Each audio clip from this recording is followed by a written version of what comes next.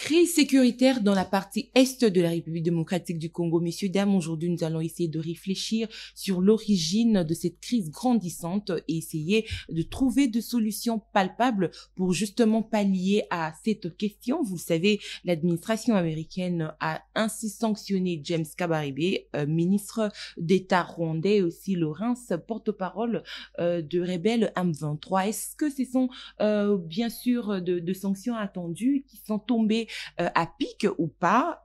Parlons de la démarche de catholique, pacte social pour la paix et le bien-être initiée justement par la SYNCO et le CC. Aujourd'hui, c'est une démarche qui fait couler beaucoup d'encre et de salive. Ça divise pratiquement la classe politique congolaise. Pourquoi est-ce que ils sont en train de mettre des bâtons dans le roue pour justement freiner le retour rapide de la paix dans la partie est de la République démocratique du Congo? Est-ce que les catholiques sont en train de mener une démarche politique et financière comme comme ils sont accusés du côté du régime en place? Alors, nous allons réfléchir sur ces questions. Pour ce faire, ce magazine a le réel plaisir de recevoir pour vous Monsieur Exaucé Kiala. Il est analyste indépendante et avec lui que nous allons réfléchir. Et alors, soyez le bienvenu dans ce magazine CML chez vous. Merci pour la confiance et la fidélité accordée à cette chaîne de l'excellence et du professionnalisme. Avec moi sur ces plateaux, Monsieur Exaucé Kiala, bonjour et bienvenue à vous. Bonjour Madame Tania, bonjour à tous les Congolais qui auront l'opportunité de nous suivre. Merci d'avoir répondu à notre invitation. Ah, c'est un réel plaisir pour moi. J'ai choisi CML chez vous pour ma toute première émission de l'année. Je suis resté dans le silence. J'ai décidé de faire profil bas depuis un moment. Mais puisque c'est de l'abondance du cœur que la bouche parle, cette situation nous préoccupe tous. Alors, il était plus qu'important pour moi de venir poser mes analyses, d'éclairer la lanterne sur cette question aussi cruciale qui nous dérange. Merci beaucoup. Alors, votre lecture d'abord, quand vous analysez la situation sécuritaire, certes, on savait que la partie Est a été déjà menacée. Il y a eu prise de Bunagana, Sake, Minova, mais aujourd'hui, voir Goma occupé, Bukavu, aujourd'hui on parlerait de Uvira sous menace. Quelle lecture faites-vous d'abord de façon globale? Très bien. De façon globale, je peux me permettre de conclure avant de poser les faits en disant que la classe politique entière a échoué. Pourquoi? Parce que le problème on le dit de 30 ans, mais peut-être qu'on n'analyse pas la situation depuis tout ce temps. Vous voyez que ce sont les mêmes personnes qui ont géré, peut-être qui ont été à la gestion de la chose publique depuis la Première République, qui sont jusqu'aujourd'hui. On est en 1961, 65, je dirais.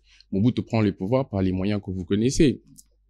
On arrive en 69, en novembre 69, il nomme Habyarimana comme son directeur de cabinet, un Tutsi rwandais.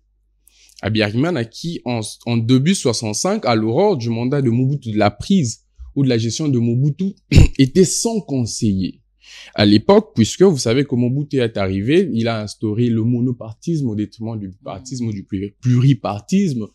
Et le directeur de cabinet jouait d'office du bras séculier du pouvoir. Aujourd'hui, on parle du premier ministre. À l'époque, le directeur du cabinet était vraiment celui qui gérait l'administration et de la présidence, on dirait, et de tous les pays entiers. Et quand on nomme James Kabarebe en 65 comme directeur du cabinet du président de la République, qui facilite l'infiltration, vous vous souviendrez de la loi, et pas James Kabarebe, je parle de Habyarimana, vous vous souviendrez de la loi Habyarimana, qui cautionnait une deuxième femme, une hirondelle rwandaise à tous ceux qui pouvaient gérer. Ceci a facilité d'abord l'infiltration en 65, parce que James a été directeur du cabinet de Mobutu de 69 à 77. Ça fait 6 ans au total, 6 ou 7 ans. 8 ans. Un Rwandais était aux commandes dans la gestion de la chose publique. Et vous imaginez? Et les compagnies d'ordre national, General Motors et toutes ces grandes entreprises de l'État étaient gérées par ses frères rwandais.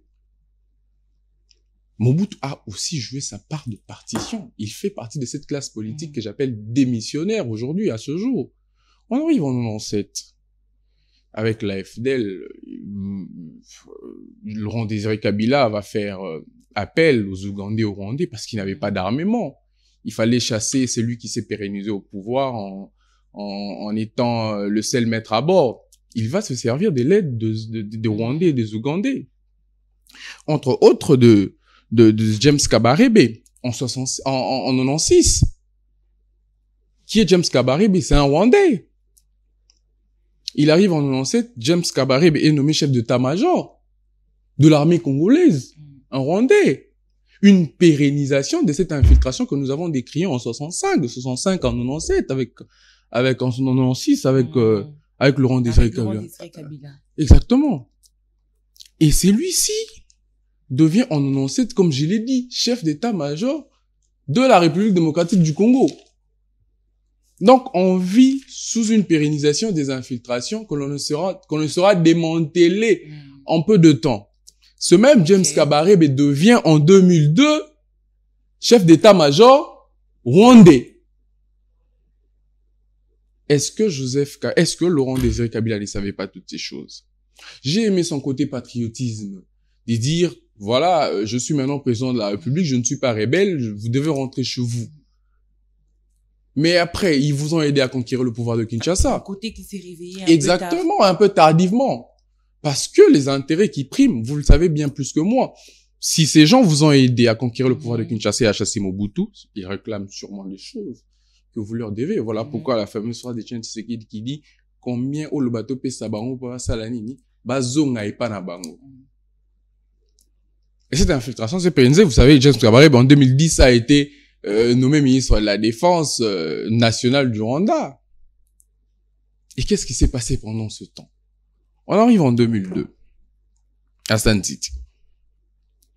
D'abord en 97, lorsque c'est toujours cette politique que je devais d'ailleurs épingler de prime abord. Le Rwanda se sert toujours des dignes fils du pays pour s'aimer la terreur et l'insécurité à l'est de la République.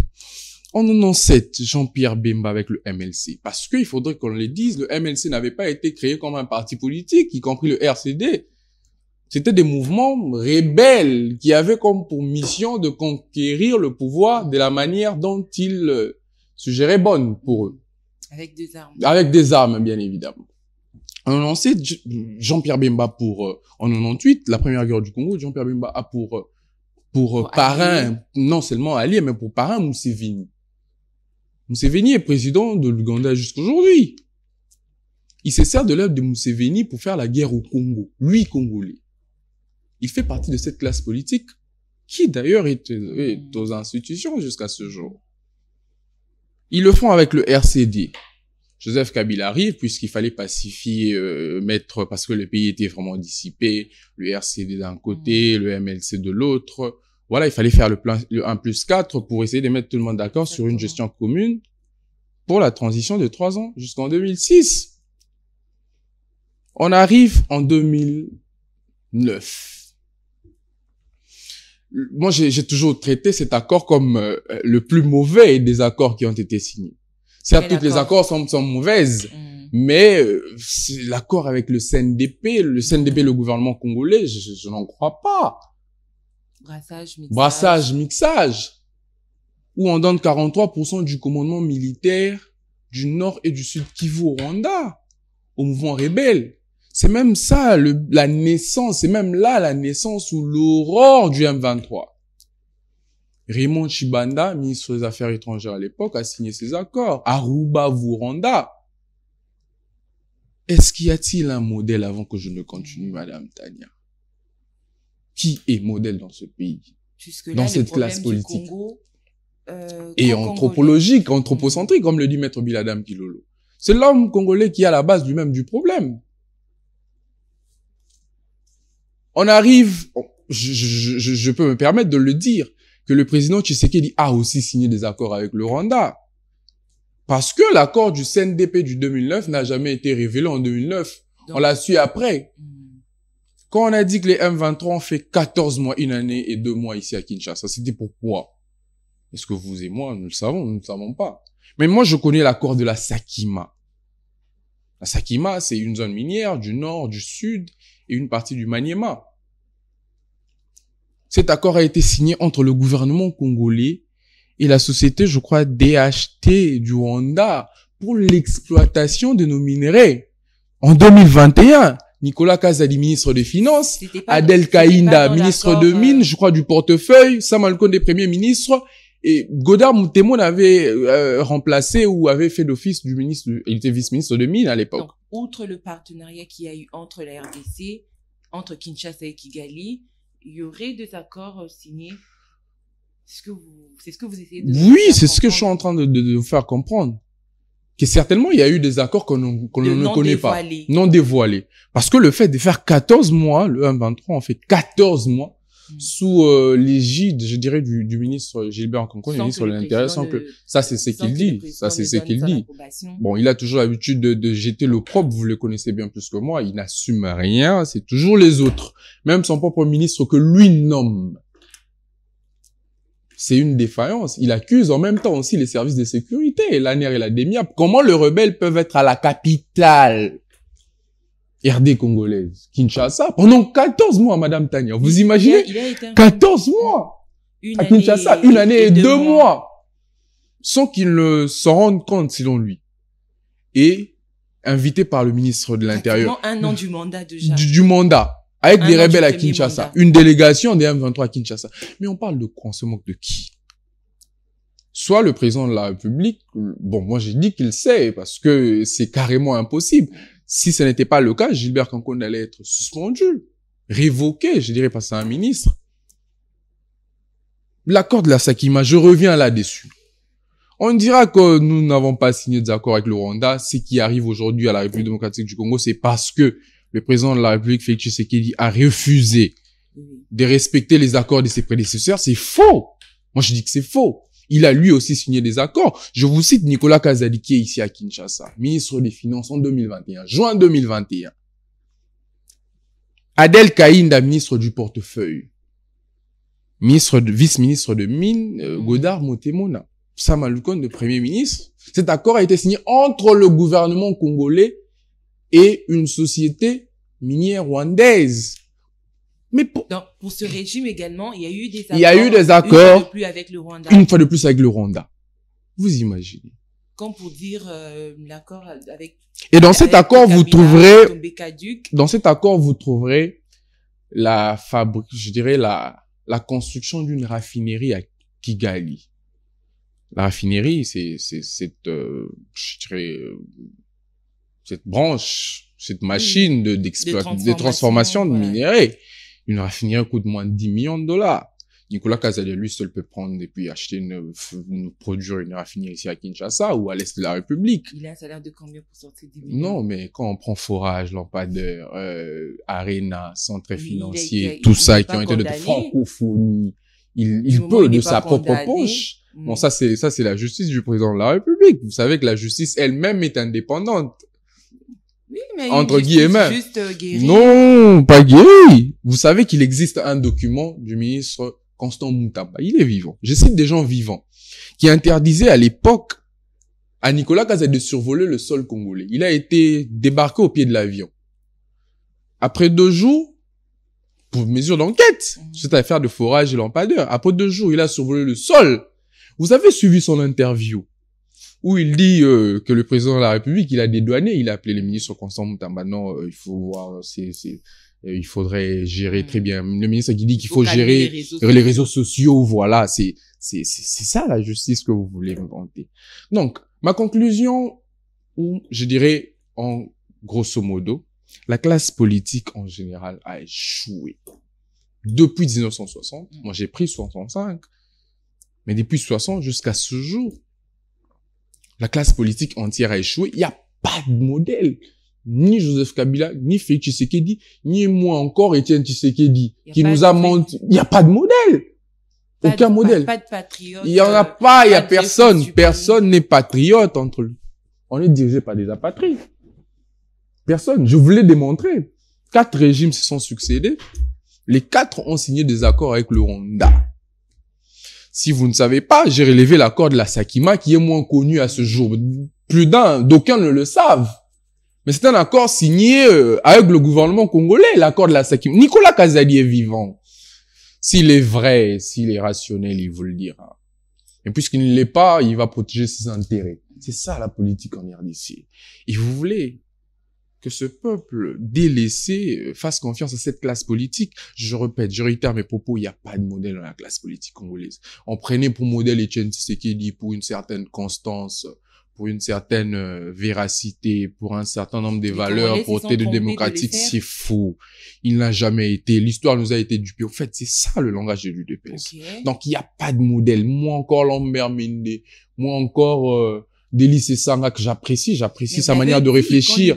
Moi encore, tout ça, oui. À ce que, a demandé à Kabila, le père de de payer justement tout ce voisin. Mais en même temps, qui en est? C'est parce qu'il n'a pas voulu écouter l'UDPS. Connaissez-vous l'ASD, Alliance du Sauvegarde du Dialogue, 2002? Etienne Tshisekedi avait claqué la porte de Sun City. Et il est allé coaliser avec les rebelles, le RCD. Délice Sanga est vivant, posez-lui la question. Mais connaissez-vous Emmanuel Ramazani Shadari, interfédéral de l'UDPS Maniema, plus jeune, il était encore jeune, il est vivant, c'est mon professeur, il m'a enseigné. Il m'a donné le cours de parlementarisme et voilà.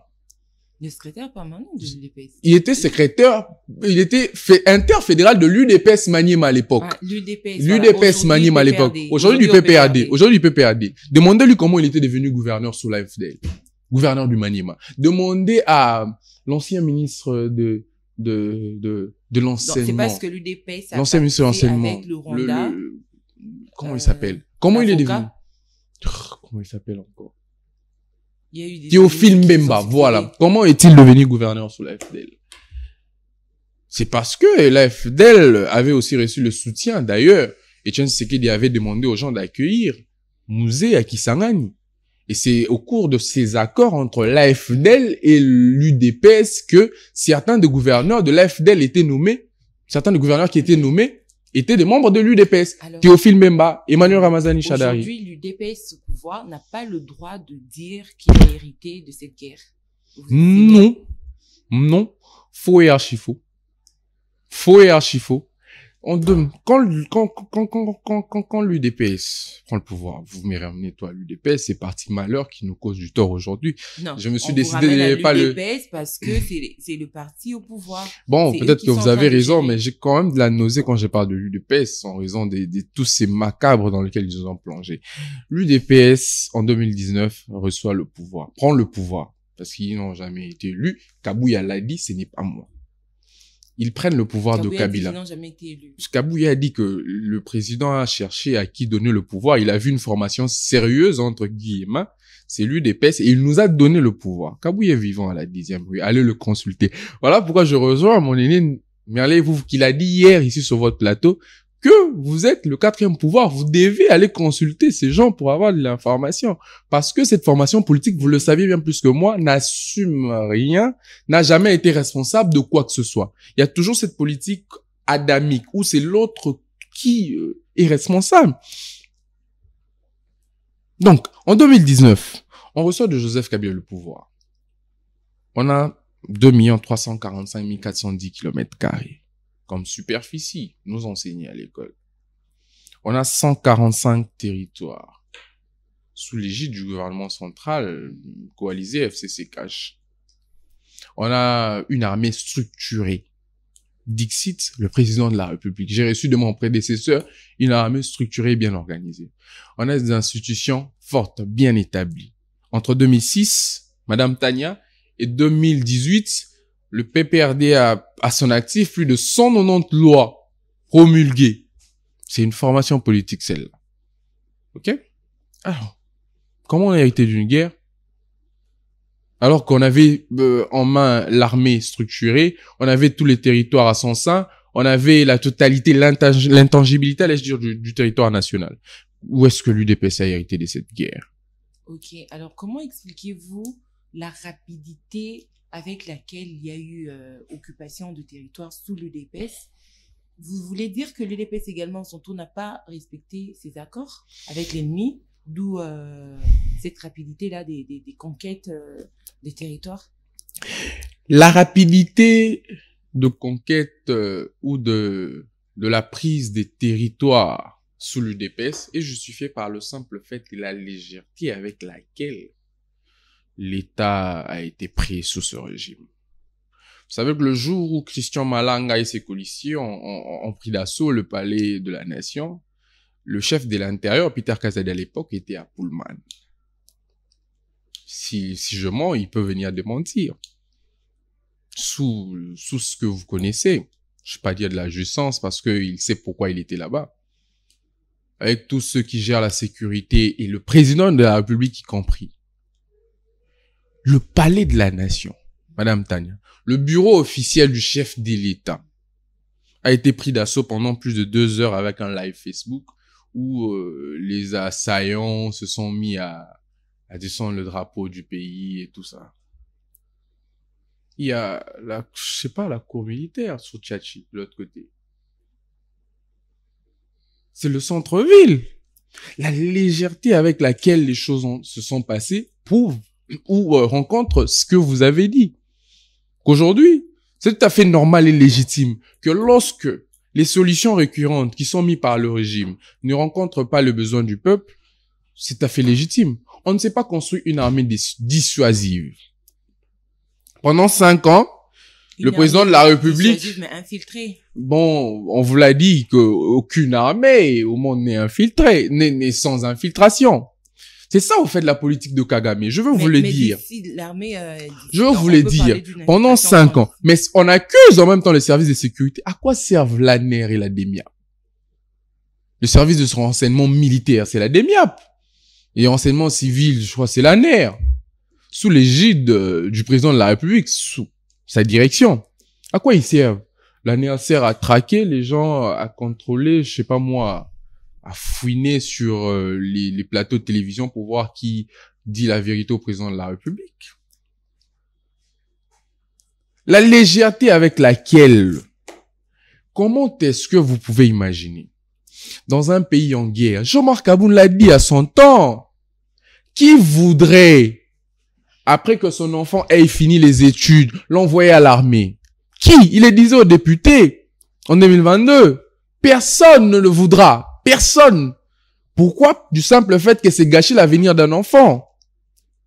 Comment voulez-vous savoir qu'un pays en crise où, je vous l'ai dit, je fais toujours cette différence entre nous et le Burkina Faso. Lorsqu'Ibrahim Traoré est arrivé, il voulait investir dans l'agriculture.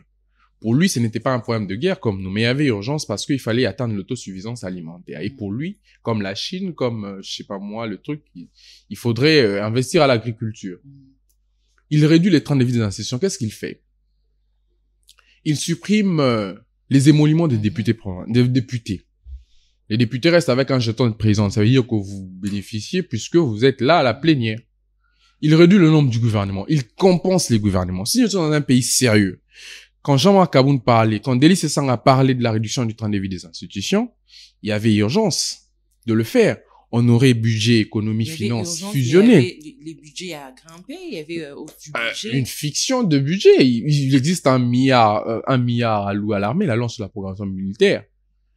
Quand Kofi Olomide a dit dans le plateau d'un de vos confrères, qu'on nous gifle, qu'on nous tape, il a vu un policier aller en guerre en moto. On a suspendu votre confrère de la RTNC. Vous vous rappelez? Mais on parle d'1 milliard de dollars alloués à l'armée. Une fiction ou quoi?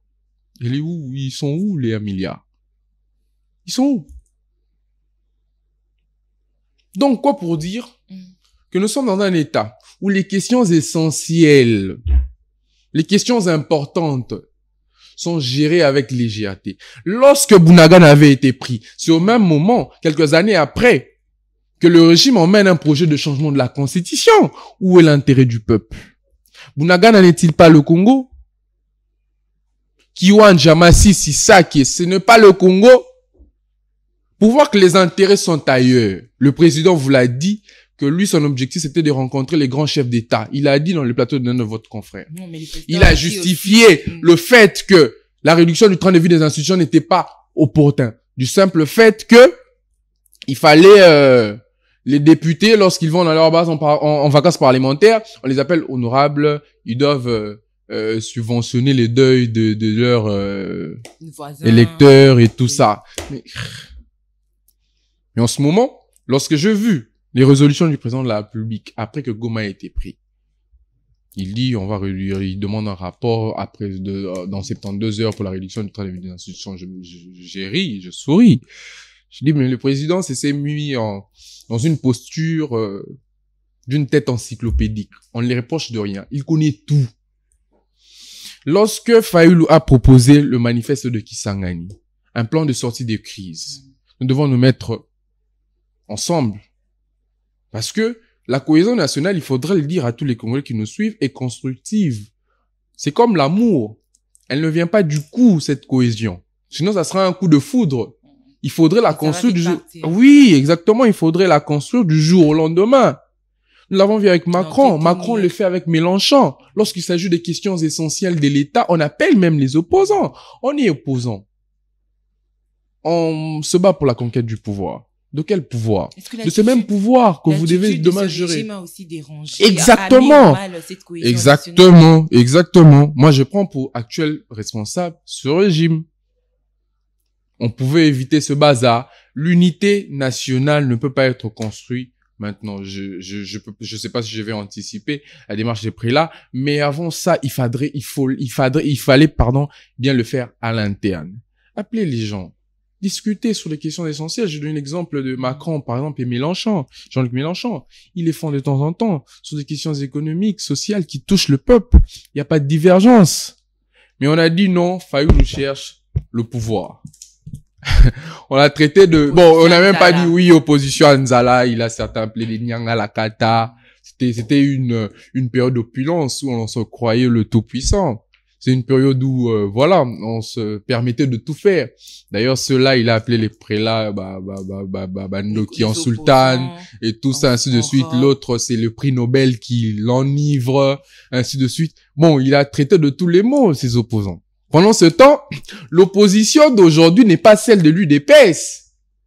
Au fait, l'UDPS, la différence, c'est là au niveau où cette opposition propose. Elle fait ce que Max Weber appelle la contre-alternative. C'est aussi un rôle de l'opposition. Au-delà de contrer, que ça soit dans ou en dehors des institutions, on propose également des plans de sortie de crise. Martin Fayulu l'a fait. Délice Sanga l'a fait. Donc, pour le président Tshisekedi et pour toute l'UDPS, je parle de la formation politique, se mettre autour d'une table pour discuter des questions essentielles ou des questions cruciales de l'État, c'est une vision en avant des partages des postes. Ça peut être ainsi. Mais avant ça, puisque pour nous, l'idéal n'est pas d'abord le partage des postes. Pour nous, l'idéal, c'est sortir le pays d'une crise qui gangrène depuis 30 ans. Pourquoi avoir des préjugés sur les autres? Et après, on va l'UDPS crier pour dire que c'est l'autre. On a trop accusé Kabila. On a trop accusé... Moi, j'ai toujours dit qu'il faudrait du respect à cette personne, bien qu'il n'a pas été patriote, comme je l'ai dit, à l'heure de mon allocution. Kabila n'a rien trouvé de ces pays. Il n'y avait pas de budget, il n'y avait pas d'institution, il n'y avait pas de loi. Il n'y avait rien. Il n'y avait rien. Pendant ce temps, l'UDPS l'appelait Rwandais. Il n'y avait rien dans ce pays. Pas d'administration, rien. Il n'y avait rien. L'UDPS l'appelait Rwandais. Actuellement, ça a changé. Il est redevenu actuellement, ouais, il est congolais. Et tout ça, c'est lui qui est derrière l'AFC. En fait, c'est une politique de l'UDPS de depuis. Lorsqu'on n'arrive pas à gérer, en fait, c'est depuis. On a appelé Mobutu. Etienne Tshisekedi a géré avec Mobutu. Après avoir claqué la porte, il a appelé Centrafricain. Il a fait de même avec Laurent Désiré Kabila pour l'appeler Rwandais. Tanzanien, d'ailleurs. Et lorsqu'il a géré, parce qu'ils ont partagé une certaine responsabilité avec le FCC, ou je dirais le PPRD de Kabila, avec Bruno Tshibala et tout ça et les autres, c'était le Rwandais. Fayulu sénégalais. Sénégalais, Délice Sanga somalien. D'ailleurs, quand Roland Dallot a voulu à redresser les choses ici au perchant de son église, il est devenu, je sais pas moi, tout Rwandais. Au fait, il y a cette difficulté d'admettre la vérité, Madame Tania. Et devant ce fait, un régime qui, devant les obstacles, parce que l'homme se mesure en surmontant les obstacles. Devant ces faits, qu'est-ce qu'on dit? On dit que l'armée céleste est les derniers remparts. Mais non. Mais non.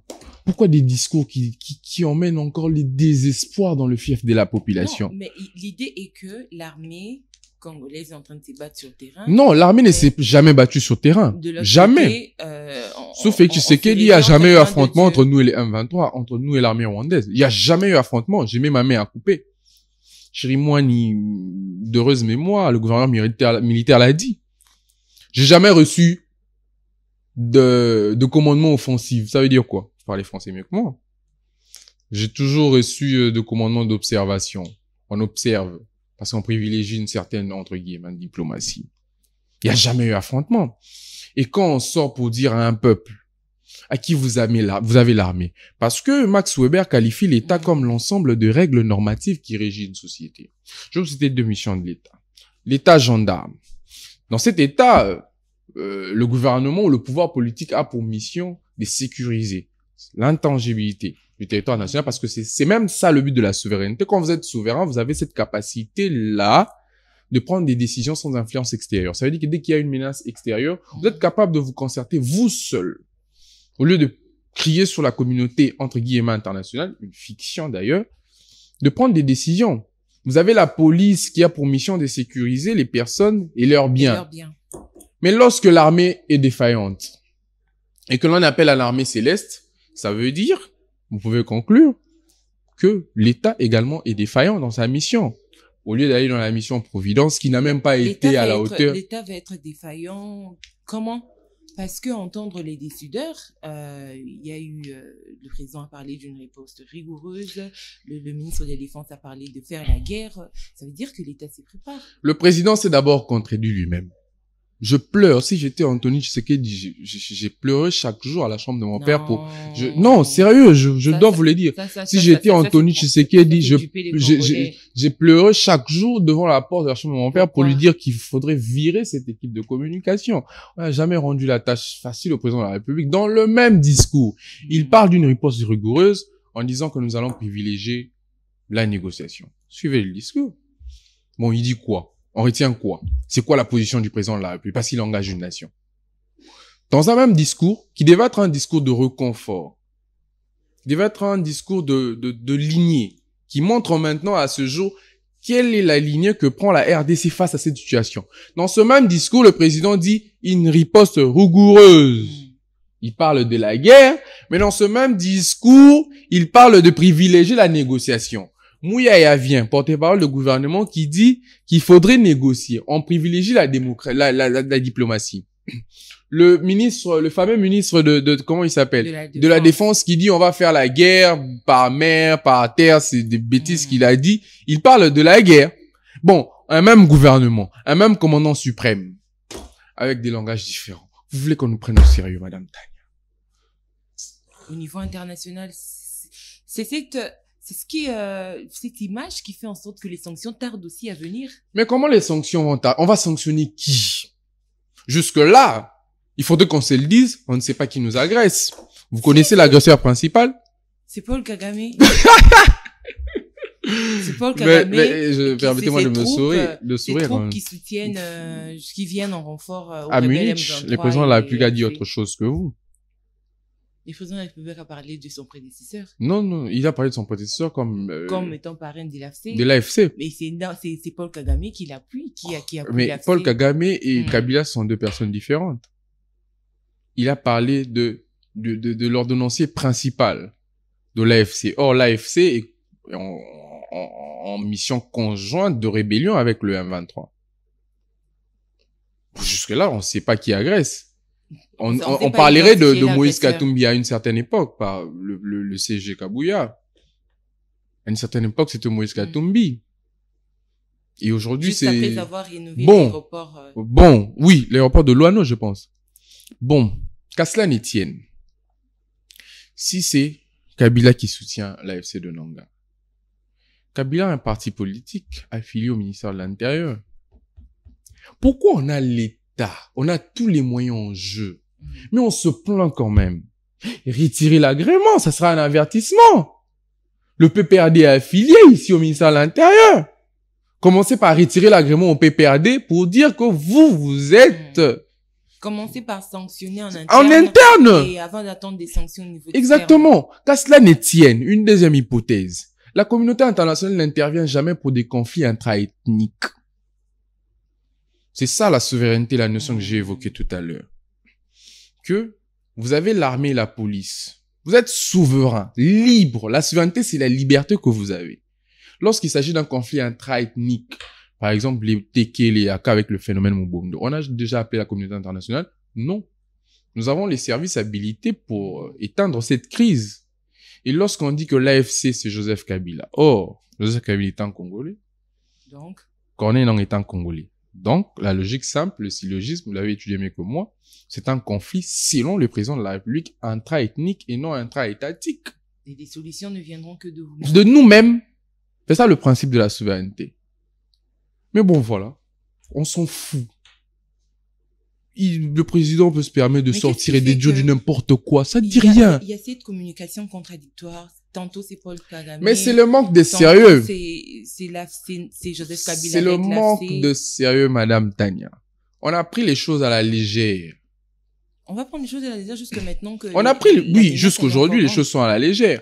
Je vous ai dit que si nous étions sérieux, un pays sérieux, il y aurait déjà des résolutions fortes du président de la République. Vous savez que le Parlement a refusé d'allouer une partie de ses fonds. Les députés ont refusé. Vous savez qu'ils ont refusé. S'inscrire dans... Ils ont refusé. Refusé. Je parle de refuser. En plénière. La plénière convoquée conjointement avec le Sénat. Ils ont carrément refusé. Pourquoi? Parce que le commandant suprême lui-même ne donne pas une attitude de guerre, de crise. En regardant le chef de l'État, vous voyez jamais un président qui a agressé, qui a besoin de la solution. Jamais. Jamais. Il est tout le temps ailleurs. Le deuil. Non, il voyage, il se fait, il est dans les fêtes. Il est partout sauf l'envers de lui. Le président a fait une semaine sans voyager. Bon, c'était parce que, vous savez, il fallait donner une certaine connotation à cette situation. Il fallait aussi convoquer de conseil des défenses. Si nous étions dans un pays sérieux, la réduction du temps de vie des institutions évoquée par, entre autres, Télissé Sanga, Jean-Marc Kamoun, devait être effective. Par le président lui-même, qui pouvait dire, moi, président de la République, je soustrais. Ou, je ne prenais plus mon salaire, mes émoluments, je sais pas comment on appelle ça, pour l'allouer à l'Est de la République. Et j'ordonne à tout le gouvernement, à tous les chefs de corps des institutions, de faire de même. Ça sera automatique. Je vous dis que ça sera automatique. Mais puisque on ne veut pas, on veut prendre notre part. C'est comme ça qu'ils disent. C'est comme ils tournent à Bissoto, nous avons le ministère de Finances, Budget et Économie qui pouvaient être fusionnés. Les deux enseignements, supérieur et primaire, qui devaient être fusionnés. Urbanisme, jeunesse, nouvelle citoyenneté et tant d'autres. On peut dire jeunesse, nouvelle citoyenneté, éducation nationale qui regroupe et l'enseignement primaire et l'enseignement secondaire. Nous avons peut-être l'urbanisme, habitat et aménagement de territoire, urbanisme, habitat, aménagement de territoire et affaires foncières, par exemple, puisqu'ils ont des attributions ou des objectifs similaires. Défense nationale et intérieure, par exemple. Mais on l'a jamais fait. On a un gouvernement à 55 membres. On s'en tape. Ils n'ont jamais été préoccupés par la situation sécuritaire de l'Est. Je le dis avec chagrin. C'est quand même un régime qui a été préparé à la gestion de la chose publique. Non. Ils n'ont pas été préparés pour preuve. La plupart des gens qui gèrent sont ceux qui étaient avec Kabila. Vous pouvez me citer aujourd'hui un jeune de l'UDPS que vous admirez de loin, qui est dans les institutions. Un seul. Si vous les citez, je peux me permettre. Je sais. Bon, si je peux me permettre de le dire en toute modestie, un seul jeune de l'UDPS que vous admirez dans les institutions, comme c'était le cas avec Germain Kombinga, Thomas Louaka, Délissé Sanga, cette crème du MLC à l'époque. Aujourd'hui. C'est un moment retrouvé aussi. Oui, qui sait, bon, ça n'est pas mon plus grand problème. Je parle de la crème, je parle de leur capacité, de leur intellect. Un seul de l'UDPS. Il n'y en a pas, Madame Tania. La plupart sont ceux qui ont géré avec Kabila, qui sont revenus parce que vous êtes incapable de gérer les institutions. Et le peu qu'on vous a donné, Kabouya l'a dit. Il s'est accusé lui-même parce qu'il est le chef de l'UDPS. Il a dit Bapé Sibino. Par exemple, l'intérieur qui, depuis 2019, a été géré par l'UDPS. Le finance, par exemple. Parce qu'on a eu Gilbert Konkonde, Daniel Asselo, Peter Kazeli aujourd'hui, Jacques Chabani, fils maison de l'UDPS. Il a dit aujourd'hui, Ce sont de jeunes qui Mais n'ont je pas vais fait demander leur au preuve. président de la République. Vous estimez que ce sont Monsieur des le jeunes président de la République, qu'est-ce que le président de la République peut donner à Lambert Mende que Mobutu et Kabila ne l'ont pas donné? Qu'est-ce que le président de la République va donner à Modeste Bahati Lukwebo que Mobutu et Joseph Kabila ne l'ont pas donné? Qu'est-ce que le président de la République va donner à Christophe Mbosso que Mobutu ne l'a pas donné? Qu'est-ce que le président de la République va donner à Jean-Michel Sama Lukonde que Kabila ne l'a pas donné? Qu'est-ce que le président de la République va donner? Je ne vais pas parler de Vital Kamerhe parce que c'est son allié. À tous ces gens qui l'entourent que Kabila n'a pas donné. Aujourd'hui, Lambert Mende. Vous allez voir, Ruto. Je me dis, qu'est-ce qu'il va aller dire? Que moi, je ne peux pas dire, que vous et moi ne pouvons pas dire. Une fois au pouvoir, le président a manqué de saisir l'opportunité de faire les choses autrement, c'est-à-dire de venir avec une nouvelle classe politique. Absolument. À cet effet, je rejoins mon aîné Chris Mukendi qui a dit que la plus grande erreur du président de la République était de se créer une propre classe politique. La plus grande erreur du président de la République était de ne pas avoir, il ne s'est pas créé une propre classe politique. Mais, on devait faire de la jeunesse le socle, parce que on parle de la jeunesse comme le socle du développement. Mais lorsque nous avons dans les institutions les mêmes têtes, les mêmes personnes, et vous voulez, parce que les mêmes effets produisent les mêmes résultats, vous voulez, vous avez Lambert Mende qu'on a connu, qu'on a vu, vous avez Mbosso, vous avez Bahati, vous avez tous ces gens qui ont prouvé leurs limites. Quand lui-même le président dit que mon erreur, ou ce qu'il regretterait lui, ça n'a pas fait marcher la coalition FCK. Voilà.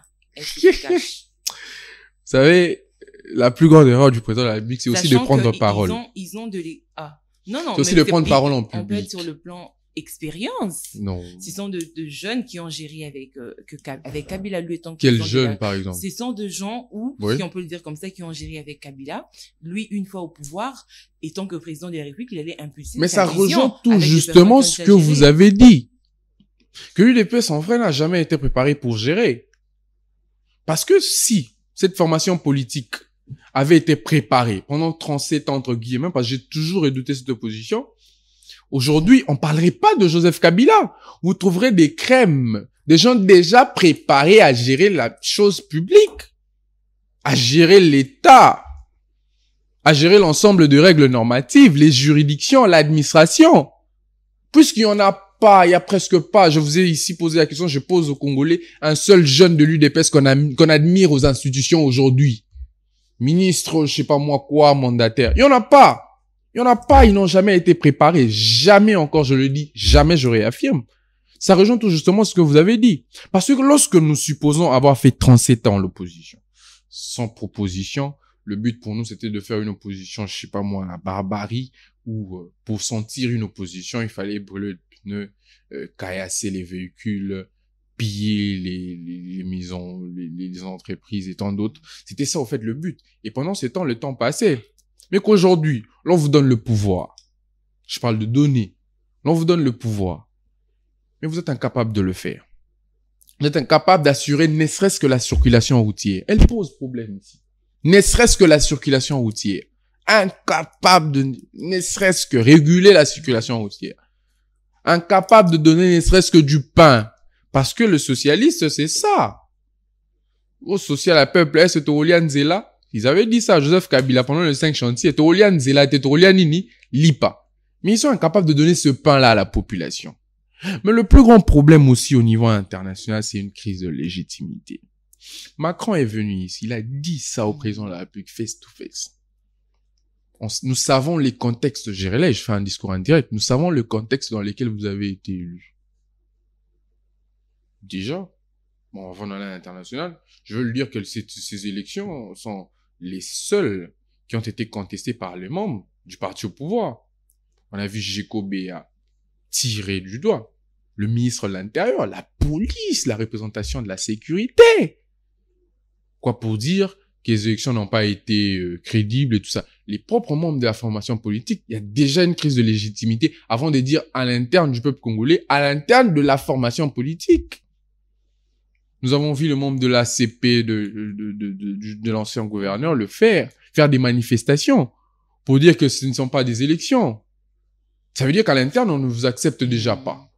Il y a une crise de légitimité interne, parce que la légitimité interne, c'est l'acceptation populaire du souverain primaire. Le peuple ne vous accepte pas comme président élu.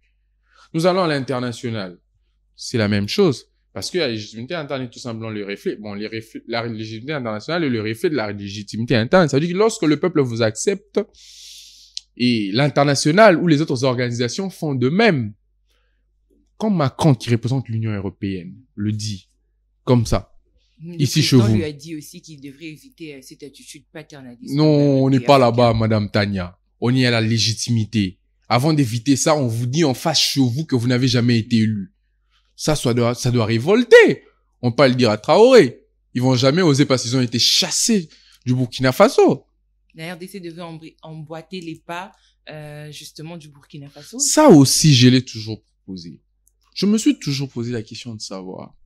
Vous savez comment quel est l'allié de la République démocratique du Congo? L'allié officiel. J'ai jamais compris. Apparemment, on ne sait jamais construire des alliés. On va prendre seulement l'exemple de Traoré, qui arrive, je sais pas par quel moyen vous connaissez, qui chasse les Français. Et le lendemain, on le voit en Russie. Ça veut dire, c'est un langage, que si vous faites la guerre à Traoré aujourd'hui, vous faites la guerre indirectement à qui? À la Russie. Et nous, aujourd'hui, on est derrière qui? Donc par là, vous insinuez que la diplomatie n'a pas été agissante. Non. Elle n'a pas été agissante. On ne s'est jamais construit des alliés. Et comment justifier des élevages du président de la République? Des élevages du président de la République? Oui, il était en voie justement pour renforcer sa mais diplomatie. Mais ça, c'est ce qu'il vous a dit. Mais les conséquences ou les résultats de la diplomatie agissante devaient être sur terrain. Mais on manque même des munitions. On n'a rien. Je vous ai dit ici que Kofi Olomide l'a dit. Que nos militaires vont au front sur les motos. Et la vidéo existe. Il a fait objet d'insultes de la part de l'UDPS. Moi, je sais. Vous pouvez le regarder dans les films. Et c'est la réalité. Les jazz, les militaires américains, lorsqu'ils vont au front, ils ont des sacs. Là, vous avez des boîtes de conserve. Vous avez, je sais pas moi, un truc qui peut vous permettre de subsister pendant une semaine. Mais ici, dans ma famille, ma déjà à Goma et où mais la rapoué bella. So bien ma famille. Ça c'est ça l'armée. C'est ça $1 milliard. Alors la fameuse loi sur la programmation militaire. On va évoluer, monsieur Exaucé Kiala, voir aujourd'hui des sanctions tomber déjà contre le ministre d'État rwandais et aussi le porte-parole du M23. Et c'est pas un pas franchi. Oui, c'est un pas franchi pour la diplomatie. Ça, je dois l'admettre. Parce qu'il faudrait faire la différence entre la diplomatie et la guerre. D'ailleurs, ce sont deux ministères différents. Il est de nature ou d'attribution à Madame la ministre d'État, ministre des Affaires étrangères, Madame Thérèse Kwamba Wagner, de mener un plaidoyer au niveau international. Et ça, je loue l'initiative.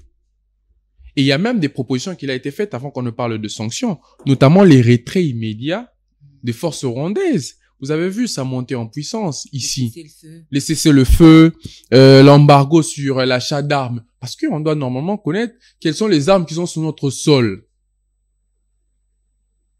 Est-ce que le M23, pas comme la secrétaire de l'ONU l'avait dit, ils ont des armes sophistiquées et tant d'autres, on ne sait pas. Et elle a proposé ça au Conseil des Nations, notamment des sanctions contre la chaire de commandement également. Ça veut dire que le Rwanda vend des minéraux, mais ne le produit pas. Il les vend à qui? À des gens sûrement. Et ces gens doivent être également sanctionnés pour décourager le Rwanda de puiser les minéraux chez nous. Ça, c'est cette fameuse diplomatie. C'est cette diplomatie menée par la ministre d'État, ministre des Affaires étrangères. Il faudrait l'encourager. Notamment aussi, elle a demandé, nous l'avons vu ici, que la marque Visite Rwanda soit enlevée des maillots, je sais pas moi, d'Arsenal, du Bayern Munich, des autres clubs. Et vous avez vu que ça a bougé parce que le Bayern Munich a même envoyé des délégués au Rwanda. Parce que ils subventionnent ces équipes au travers des minéraux qui sont pris illicitement. Au prix du sang. Au prix du sang. Il fallait le faire. Et ça, c'est un avancé. Coup de chapeau à la ministre. Notamment aussi, elle a mené un plaidoyer sur l'interdiction du survol de, je sais pas moi, aéronefs ou des appareils aériens rwandais sur le sol congolais. Ça, c'est un prix gagné, Rwandair. C'est un prix gagné pour la diplomatie. Parce que, pour faire Brazzaville, il y avait une certaine légèreté où l'avion rwandais va survoler le sol congolais jusqu'à Brazzaville. Et puis... Mais pourquoi ces sanctions aussi ne sont pas tombées bien avant déjà que quand Bunagana a été... Oui, c'est une partie du territoire congolais. Parce que quand Bunagana avait été prise, on n'avait pas Madame Thérèse Kouaikwamba. Elle n'était pas ministre de... Non. Elle s'est distinguée. Elle s'est distinguée. Fois, exactement. Et heureusement que vous m'avez anticipé. Une fois au ministère des Affaires étrangères, elle a mené ses plaidoyers. C'est ça la très belle question. Pourquoi ces plaidoyers n'avaient pas été menés avant? Primo. On ne sait pas. N'est-ce pas? Elle a également mené les plaidoyers sur l'acquisition de documents à l'étranger. Vous savez que je suis tenté de vous dire qu'à l'international, on n'est vraiment pas reconnu en termes de diplomatie. Et cette dame, la ministre des Affaires étrangères, mérite un soutien. C'est elle au moins qui mérite un soutien de la part du peuple congolais. Parce qu'elle a même osé les temps au concert des nations. Ouais, si vous ne, si vous première ministre ou président non, ça je sais pas. Peut-être qu'elle a des ambitions ou pas. Peut-être que pour elle, il faudrait la mettre, il faudrait la laisser dans un domaine parce que Pierre Corneille disait, Henri Fayol, pardon, disait que chacun de nous se spécialise dans le domaine qui le semble le mieux. Peut-être que pour Madame la ministre des Affaires étrangères, c'est sa spécialité. Pour mieux gérer, il faudrait qu'elle ait un domaine précis où elle montre ses forces, où elle montre ses compétences et ses connaissances. Mais si, par exemple, elle devient première ministre, elle coordonne le tout. Peut-être que celle qui viendra à l'affaire étrangère va relever, ou je sais pas moi, rabaisser la pente. Ou acheminer le travail qu'elle a commencé. Elle est mieux là où elle est. Je trouve qu'on doit l'apporter notre soutien. Très bien. Notre soutien, c'est en tweetant, je sais pas moi, en publiant en faveur de l'armée, bien que défaillante et tout ça. Quand le territoire de Bunagana est tombé, certes, ça a bougé, mais pas au même niveau, on va dire, c'est pas, l'ampleur est différente. Exact.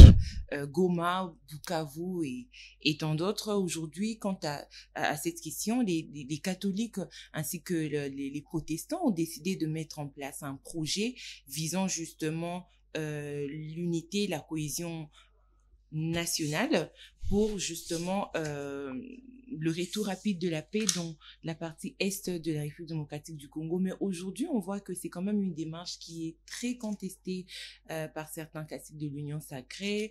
Le porte-parole de l'Union sacrée, le professeur Mbata, pour lui, il pense que c'est une démarche politique et financière, que ça ne donnera aucun résultat concret ou palpable en faveur.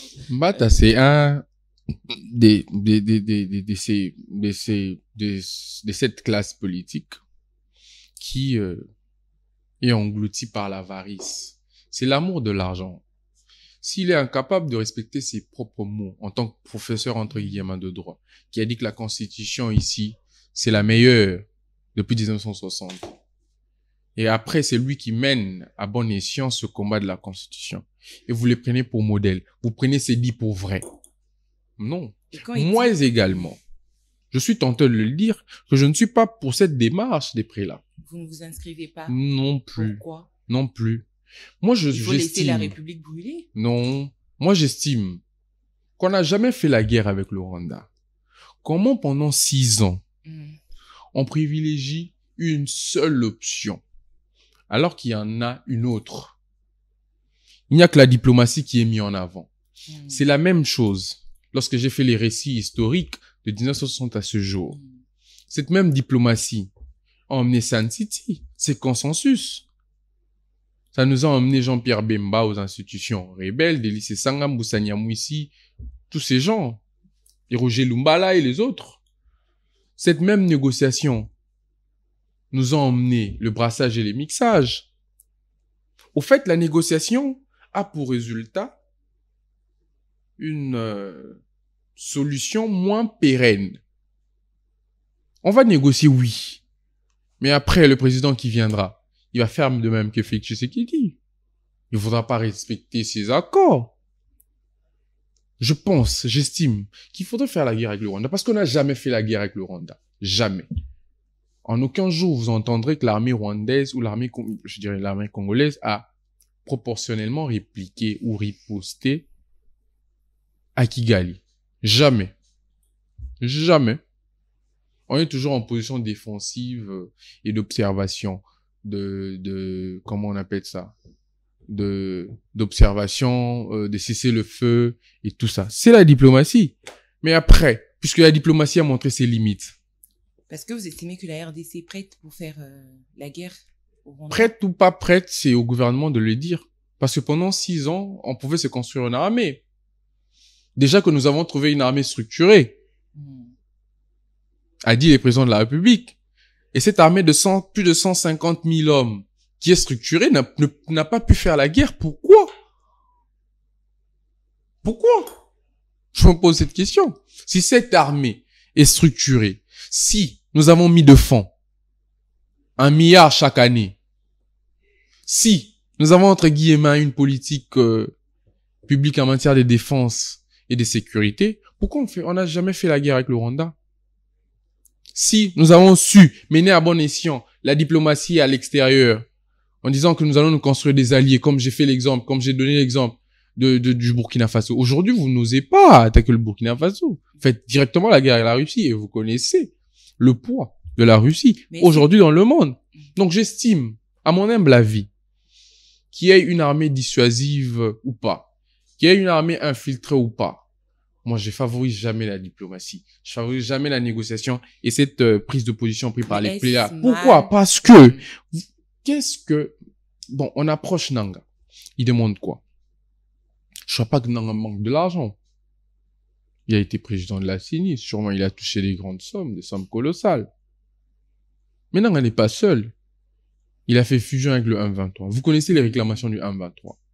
Le commandement militaire du Sud et du Nord Kivu doivent leur revenir à 43%. C'est presque la moyenne. Il n'y a rien de nouveau sur la terre. Vous connaissez la position de Paul Kagame, le parrain. C'est d'annexer. Il a dit clairement. Le Nord Kivu, qui leur appartenait déjà. Le réannexer sur le territoire rwandais. Et nous allons encore négocier avec les mêmes personnes qui ont déjà mis sur table, dans les négociations, dans les consensus passés, leur état de besoin. On se prévoit là de nos propres turpitudes.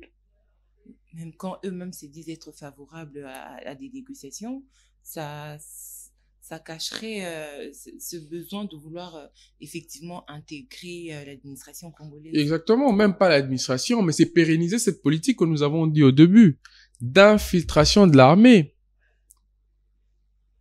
Parce que le M23 est un substitut du Rwanda, assez connu du monde. Ils ne sont pas des Congolais.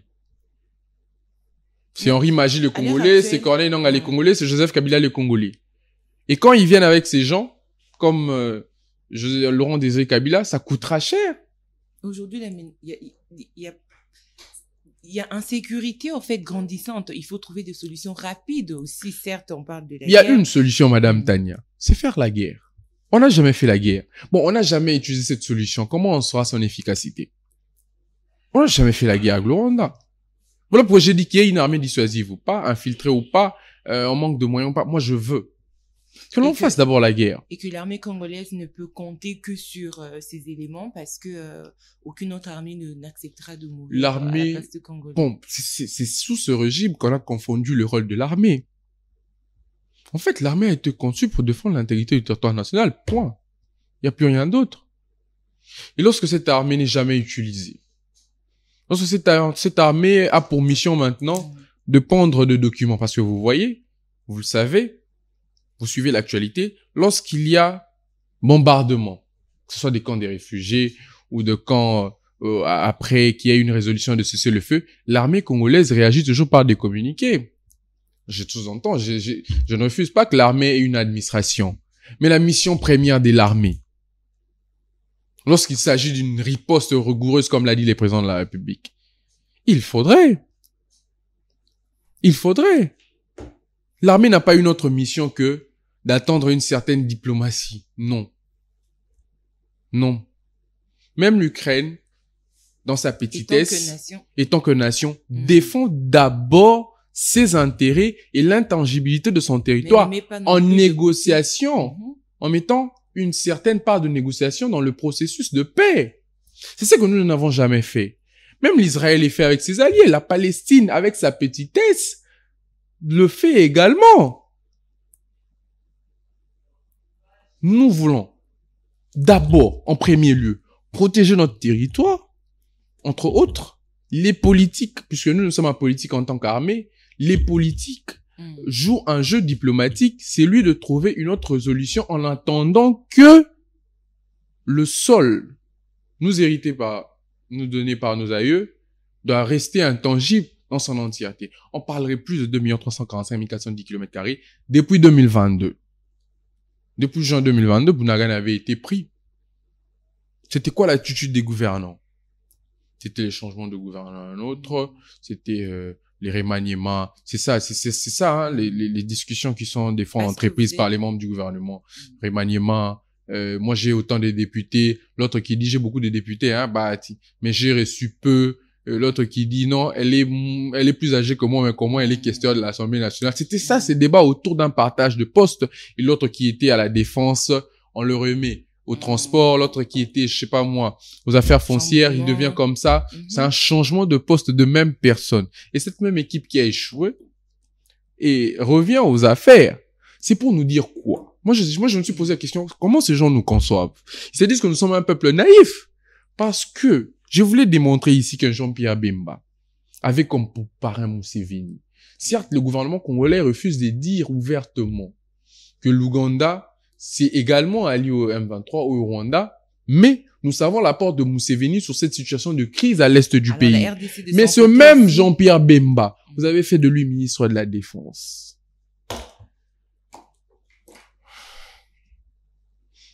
Il a un passé. Il a rompu ses relations avec Museveni, l'Ouganda, selon vous? Il a été candidat président. Non, je demande s'il a rompu les relations avec Museveni, l'Ouganda. Selon ce qu'on peut dire. Jean-Pierre Bemba demandait l'aide de l'Ouganda et du Rwanda en 98 pour faire la première guerre du Congo. Il avait comme pour parrain Museveni. Museveni qui aujourd'hui nous fait aussi la guerre et non le gouvernement congolais refuse de l'admettre. Et aujourd'hui vous avez fait de lui ministre de la Défense. Vous avez fait de Semboussa Niamou ici. Tous ces gens qui ont fait la rébellion, vous leur avez récompensé. Mais vous voulez qu'on gagne comment cette guerre? Dites-nous un peu. Madame Tania, vous voulez comment? Avec les mêmes personnes qui ont pris des armes contre la République, mais qui se sont retrouvées aux affaires. Vous savez, il y a une audio qui a circulé où le conseil de sécurité du président de la République s'est fait à 2h et à 4h. Tout ce qu'ils ont discuté chez l'ennemi. Parce que nous avons voulu gérer avec les mêmes personnes. C'est ce que vous avez dit.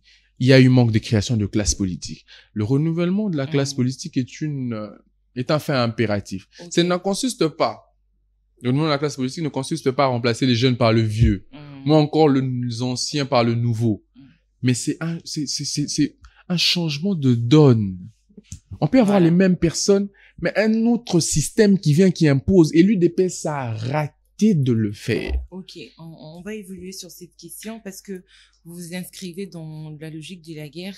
Vous pensez que la RDC peut maintenant penser faire la guerre tout en trouvant des alliés auprès de certains pays voisins? C'est ce qu'il fallait faire pendant 6 ans de règne. Vous croyez à leur honnêteté pour soutenir les RDC? Mais on a tout, Madame Tania. C'est comme j'ai discuté avec quelqu'un qui me disait que nous sommes le seul pays au monde, nous sommes le seul pays au monde qui peut fermer ses frontières et vivre. La RDC. On a des poissons qui meurent au lac Tanganyika. On a la forêt qui nous produit du bois et tant d'autres. On a tout. Aujourd'hui, je ne le souhaite pas. Je ne le propose pas non plus. Mais nous pouvons aujourd'hui fermer nos frontières et vivre. Atteindre un certain cap d'autosuffisance alimentaire. Surtout le point. Et si nous sommes capables de le faire, pourquoi nous ne sommes pas capables de les donner à des gens qui peuvent nous fournir un certain renfort ou un certain poids pour protéger. Parce que entre les États, ce sont les intérêts, il n'y a pas d'amitié. Bien que ça peut être une amitié de façade pour certains, mais il faudrait d'abord se construire des alliés. Et nous l'avons jamais fait. Et vous ne voyez pas en ça une guerre régionale à la longue? S'il faut emprunter cette voie-là. Vous savez qu'Israël se bat parfois avec 6, 7 pays au même moment. Comment ils font? Je me pose la question. Alors que nous avons un petit Rwanda. Israël, parfois, est attaqué par 5, 6, 7 pays.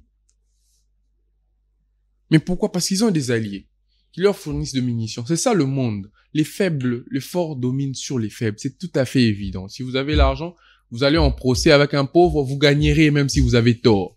Et c'est comme ça que le monde marche. Ceux qui ont des moyens vont dominer sur le faible. Et ceux qui ont de munitions vont chercher la conquête des autres territoires. La Russie également le dit. Qu'ils veulent annexer, c'est quoi encore le pays? Chez eux. Ça devient un de leurs. C'est ça, au fait, le bien. Avec le Canada, exactement. C'est ça, au fait, les missions internationales des autres États, des États à l'international. Faire la guerre avec les autres États. Mais vous avez. Voilà pourquoi moi j'ai toujours dit que j'ai jamais condamné Kagame. Jamais. Je condamnerai jamais. Je dirai jamais sur un tweet ou sur un plateau de télé, Kagame, je ferai jamais. Kagame n'a jamais reçu mission de me protéger. Jamais. Il n'a jamais prêté serment au nom de protéger un certain exaucé qui est à la République démocratique du Congo. Il n'en a pas le devoir. Je dois être dur. Encore très dur avec le président de la République. C'est lui qui prête serment à mon nom. C'est lui qui reçoit des fonds pour me protéger. Et si Kagame a la possibilité de faire la guerre, il nous revient à nous de faire de même. N'est-ce pas? Très bien. Alors, Monsieur Exaucé Kiala, vous êtes un jeune. C'est ma dernière question et on finit cette émission. Et tant que jeune, quel message peux-tu passer à tous ces jeunes qui te suivent en rapport avec la situation, la crise sécuritaire qui vit dans le pays maintenant? À tous les jeunes, d'abord en parlant d'attitude, je peux donner un message à mes compères jeunes. Mais lorsque le gouvernement ou ceux qui nous dirigent n'ont jamais donné d'attitude pendant cette période, ça laisse à désirer, madame. Ceux qui doivent en principe donner une certaine attitude sont dans une opulence hors pair. C'est la fête, c'est les cortèges, c'est la vie, la vraie vie, allez dire au sens terme. On n'entend plus les gyrophares. Hein. Ils sont là. Moi, je sais pas si vous fermez les oreilles. Non, je ferme pas les oreilles. On sent que. Ils font comment pour se déplacer? Silencieusement. Non, ils peuvent pas, ils sont pas. Déjà, quand vous êtes habitué à une certaine vie, après, c'est la misère, vous êtes obligé d'y revenir. À cette jeunesse, qui constitue le socle du développement, le pilier de tout épanouissement. J'ai toujours dit que toutes les révolutions au monde ont commencé par la jeunesse. Si aujourd'hui nous avons comme père et repère ou comme rempart Ousmane Sonko et Diomaye, qui ont moins de 40 ans, si nous avons Lumumba qui avait 35 ans, si nous avons Sankara qui avait 30 ans, 35 ans, si nous avons Traoré qui est aussi dans la trentaine, c'est parce qu'ils se sont décidés en tant que jeunes de prendre la commande, de prendre la relève. Je demande à la jeunesse, bien qu'oubliée par les politiques ou par les caciques du régime, de nous lever. Parce que la Constitution nous donne l'opportunité de défendre la patrie contre toute menace extérieure. Et que nous avons l'opportunité ou le droit de le faire coûte que coûte afin de sauver l'intangibilité de notre territoire. À tous les jeunes de la République, à tous les jeunes de Goma, de, je sais pas moi, d'Ouvira, de Butembo, de Beni, d'Ituri, levez-vous. Les patriotes ouazalines nous l'ont fait et ont joué leur part de partition. Parce qu'Abdoulaye Hérodi Andombas, il disait que le but, c'est qu'en partant un jour, parce que bien évidemment nous partirons, que nous puissions nous dire avoir œuvré de toutes nos forces pour l'intérêt commun de la nation et que devant le Seigneur, nous avons donné la juste version de nous-mêmes. En fait, Il voulait tout simplement dire que nous allons tous partir, sans exception. Mais soyons fiers dans nos sépulcres d'avoir dit « j'ai fait ma part » en tant que citoyen, en tant que jeune. Merci. Merci beaucoup, Exaucé Kiala. Il est analyste politique indépendant. Merci pour vos analyses. Merci d'avoir honoré notre invitation. C'est moi qui vous remercie, Madame Tania. Merci également à toute l'équipe technique de CML13 Télévision. Merci à vous, fidèles téléspectateurs de ce magazine. Bon week-end chez vous. On se retrouve la semaine prochaine pour le nouveau numéro de l'émission CML chez vous. D'ici là, restez branchés au programme de votre chaîne CML13 Télévision. Au revoir et merci.